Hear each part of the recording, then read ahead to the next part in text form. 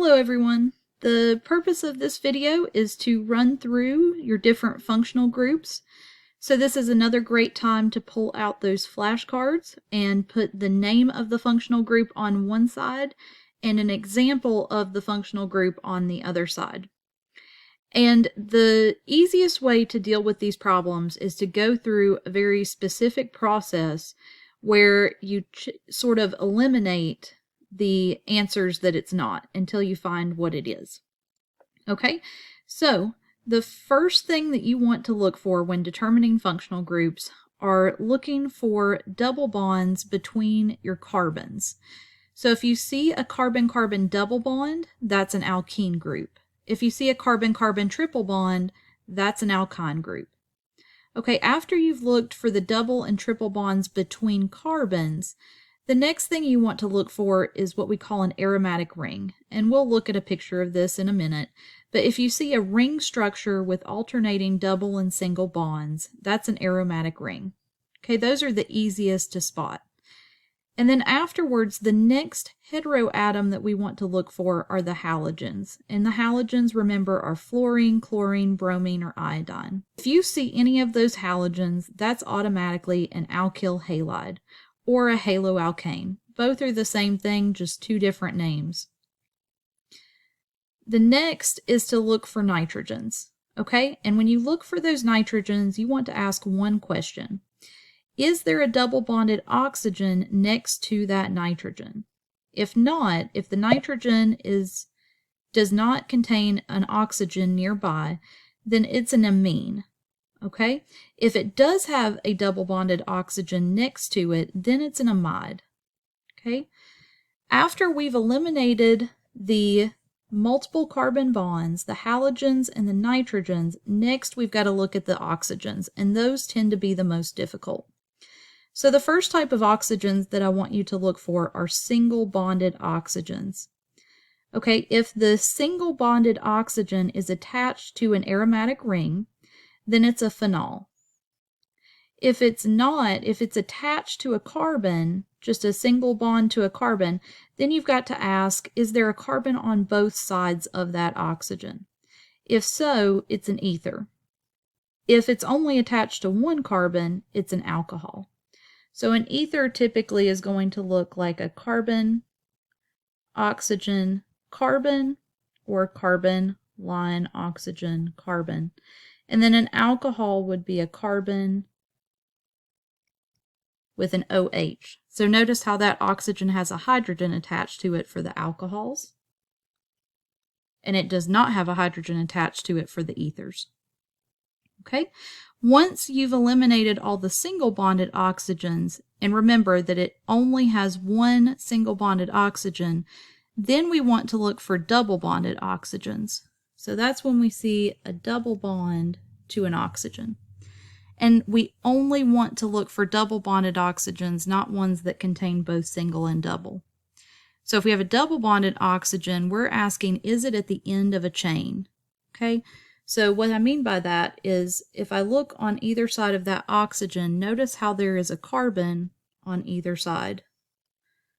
Okay, so that's not at the end of the chain. At the end of the chain would be if we have a carbon double bonded to an oxygen and then a hydrogen attached to that carbon. Okay, so if it is at the end of the chain, it's an aldehyde, and if it's not, it's a ketone. And then the last thing we want to check for is, are there both double and single bonded oxygens? So if I look, do I have a carbon doubly bonded to an oxygen and singly bonded to an oxygen? If so, is it at the end of the chain? And if it's at the end of the chain, that oxygen will have a hydrogen attached to it, and that makes it a carboxylic acid. If it does not appear at the end of the chain, so if we have a double bonded carbon to oxygen, single bonded to an oxygen, and if that oxygen is bonded to another carbon, then it's an ester. Okay, so again, start using this process each time, where first you look for only carbon-carbon double or triple bonds. Look for those ring structures. Those will be very easy to spot when we see them.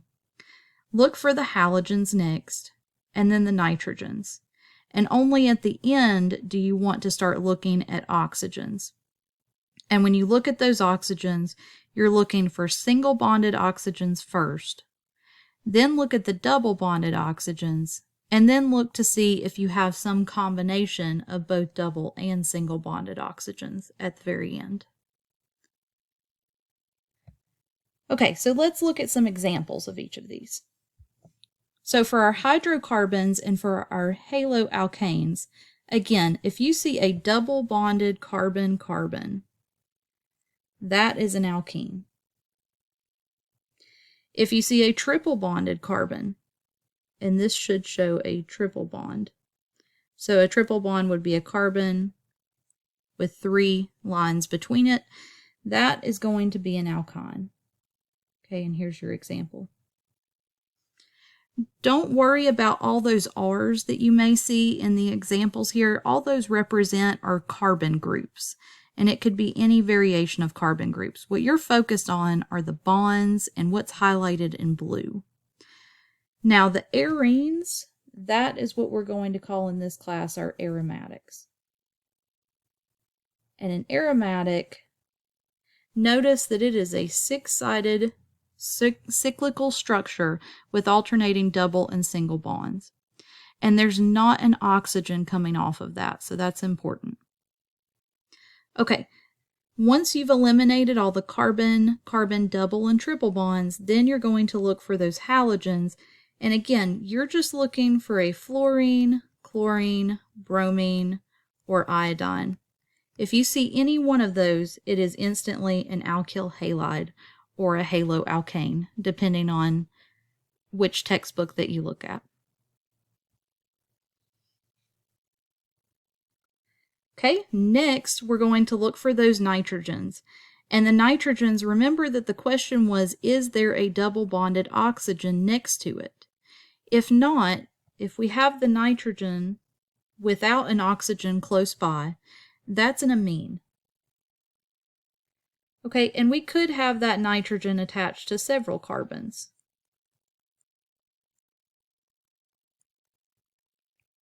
So it doesn't just have to be one. It's the fact that there is not an oxygen nearby.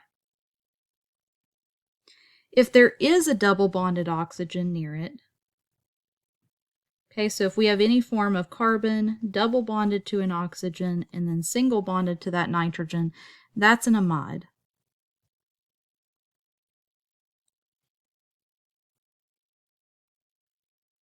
Okay, once we've eliminated the halogens and the nitrogens, next we're going to look at those oxygens. And remember, the first thing we want to look for are single bonded oxygens without any double bonded oxygens. And so if we have a single bonded oxygen and we see it attached to that ring structure, that's the easiest to spot. That's a phenol. If we do not see a ring structure, then we're looking, is it an OH? Or is there a carbon on either side of that oxygen? If that oxygen is attached to a hydrogen, it's an alcohol. If it has a carbon on either side of it, it's an ether.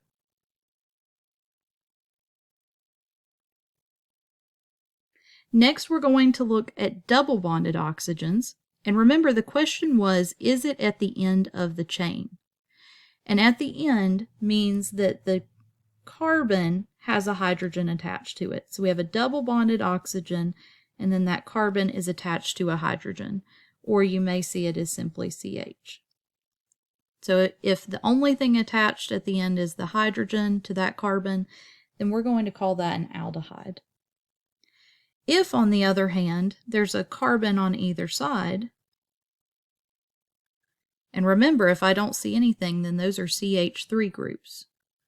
Or if I keep going, we could have it in a chain. But if it's buried in that chain as a carbon-oxygen double bond, that's a ketone. Okay, so notice how it's not at the end of the chain in either example. Another way that you could see the aldehyde is that we could have an oxygen with a chain without the carbon or hydrogen shown. And again, notice how that's at the end. Okay, the last thing to look for is a combination of double and single bonded oxygens. So that is where we have a carbon double bonded to an oxygen and single bonded to an oxygen. And the question is that single bonded oxygen, is it at the end? Does it have a hydrogen? Like that, a COOH? Or is that single bonded oxygen attached to another carbon? If it's at the end, if it looks like an OH, that's your carboxylic acid. If it's buried in the middle, so if it has a carbon on the other side of it, then that's an ester. Okay, so if you will go through this process and look first for those double and triple bonded carbons, then look for that aromatic ring without any oxygens, then look for the halogens and the nitrogens. Okay, and then save those oxygens for last and look to see, is there only one oxygen? Is it single bonded or is it double bonded? Or do you have a combination of two oxygens, one double and single bonded? Okay, I hope this helps. And there are other videos out there that you can look at for extra tips and tricks to memorizing these. But I highly recommend some flashcards.